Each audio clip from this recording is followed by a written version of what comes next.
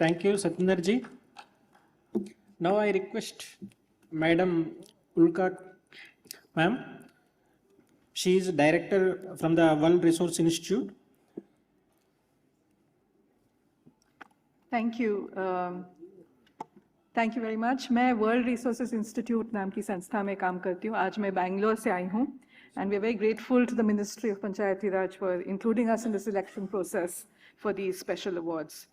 आज राष्ट्रीय सिविल सेवा दिवस है, तो government officials can do a lot. Government officials can do a lot for the empowerment of the Gram Panchayats and for doing work at the Gram Panchayat level. What I appreciate the most is that आज जिन पंचायतों को पुरस्कार मिल रहा है वो पिछले 5, 10, 20 सालों से काम कर रहे हैं. तो ये जो प्रयास है उनका परिणाम दिखने में वक्त लगता है, पर जो पंचायत आज इस सफ़र पे नए निकल रहे हैं वो इन पंचायतों से काफ़ी कुछ सीख सकते हैं, उनसे मार्गदर्शन ले सकते हैं और तेज़ चल सकते हैं. तो आज मैं यहाँ सीखने के लिए आई हूँ और प्रेरित होने के लिए आई हूँ. पर कार्बन न्यूट्रल का महत्व क्या है? Why is it important? आज हम लोग देख रहे हैं गर्मी की लहर चल रही है. हर साल, पिछले साल भी सबसे गर्म मार्च, सबसे गर्म अप्रैल, आज इस साल फिर से सबसे गर्म मार्च, सबसे गर्म अप्रैल, ऐसे हम लोगों को देखने को मिल रहा है. और ये 1 डिग्री सेल्सियस ग्लोबल वार्मिंग पे हो रहा है. तो आगे अगर आप देखें तो हर साल दुनिया वैश्विक स्तर पे 5,000 करोड़ टन कार्बन डाइऑक्साइड का उत्सर्जन होता है और इसमें से 200 करोड़ टन हिंदुस्तान से आता है. तो अगर हमें ग्लोबल वार्मिंग को नियंत्रण में लेना है तो हमें ये 5,000 करोड़ टन जो हर साल हो रहा है CO2 कार्बन डाइऑक्साइड, उसे 10 वर्ष में आधा करना होगा और 30 वर्षों में लगभग 0 करना होगा. इसी को हम कार्बन न्यूट्रल कहते हैं और इसीलिए हर देश, हर शहर, हर गांव, हर इंसान का योगदान महत्वपूर्ण होगा. पर कार्बन न्यूट्रलिटी, रिन्यूएबल एनर्जी, इस सब से नए जॉब्स, नई आजीविका, नई नौकरियां भी आ रही हैं. आपको शायद पता नहीं होगा कि अमेरिका में आज 80% गाँव में रिन्यूएबल एनर्जी, इलेक्ट्रिक व्हीकल, इस पे आधारित नौकरियां, आजीविका ज़्यादा है और कोयला, तेल, पेट्रोल गाड़ियां, इस पे आधारित नौकरियां, आजीविका कम होती जा रही हैं. तो even for us, even for India, clean energy is the future of our economy. आज आपने देखा जैसे प्रेजेंटेशंस में कि जैसे झारखंड में महिलाएं SHGs रागी या चावल की चक्की रिन्यूएबल एनर्जी पे चला रही हैं. In Assam, again, there are women SHGs who are running and renting out cold storage based on renewable energy for potatoes. In Karnataka, where I live, in every Gram Panchayat, there are plans being made for solid waste management, for collection of solid waste management. But more importantly, women drivers are being trained to drive these waste collection vehicles and the auto tippers.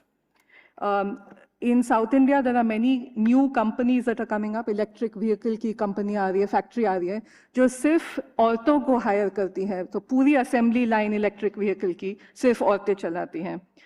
Bharat में जितनी भी factory workers हैं, औरतें, महिलाएं, उनमें से 70% south India, दक्षिण भारत में काम करती हैं. तो दूसरे भारत के दूसरे प्रदेशों में भी इस पे हमें जोर देना पड़ेगा. क्लाइमेट एक्शन और carbon neutrality has effects on water also. इस पे पानी पे भी बहुत इसका महत्व है. कोयले के पावर प्लांट्स बहुत पानी इस्तेमाल करते हैं और अगले 20-30 वर्षों में जब हम कोयले का इस्तेमाल कम करें और रिन्यूएबल एनर्जी, सौर ऊर्जा का प्रयोग ज़्यादा बढ़ाए तो करोड़ों लीटर पानी की बचत हो सकती है. सोलर पैनल्स को भी धोने के लिए, साफ रखने के लिए पानी की ज़रूरत पड़ती है, पर ministry of new and renewable energy ने यह आदेश दिया है, टेक्निकल ऑर्डर, कि अब जो भी नए प्रोजेक्ट्स आएंगे सोलर के, वो पानी ना इस्तेमाल करे, ड्राई रोबोट क्लीनिंग का इस्तेमाल करे, तो पानी की बचत हो सकती है.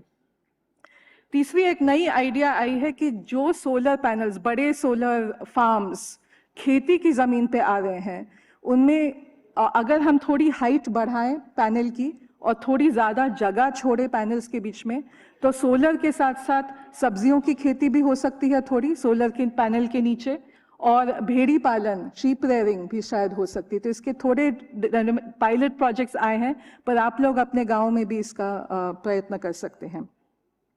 और आखिर में बात करूंगी ई वेस्ट की। जो भी हम मोबाइल, लैपटॉप, इलेक्ट्रिक गाड़ियाँ, सोलर पैनल जो भी हम अभी इस्तेमाल कर रहे हैं, 8-10 सालों में इन सब की जो वेस्ट, ई वेस्ट जो बनेगा, उसमें जो विशेष खनिज पदार्थ है उसकी भारत में बहुत उसकी वैल्यू होगी, बहुत ज़रूरत होगी। क्योंकि for all of the renewable energy, the battery technology that we want to increase in India, that we want to scale up, Bharat में उसके विशेष खनिज पदार्थ नहीं है, हमें दूसरे देशों से उसको इंपोर्ट करना पड़ेगा। तो अभी 8-10 सालों का जो ई वेस्ट है उसमें बहुत वैल्यू होगा।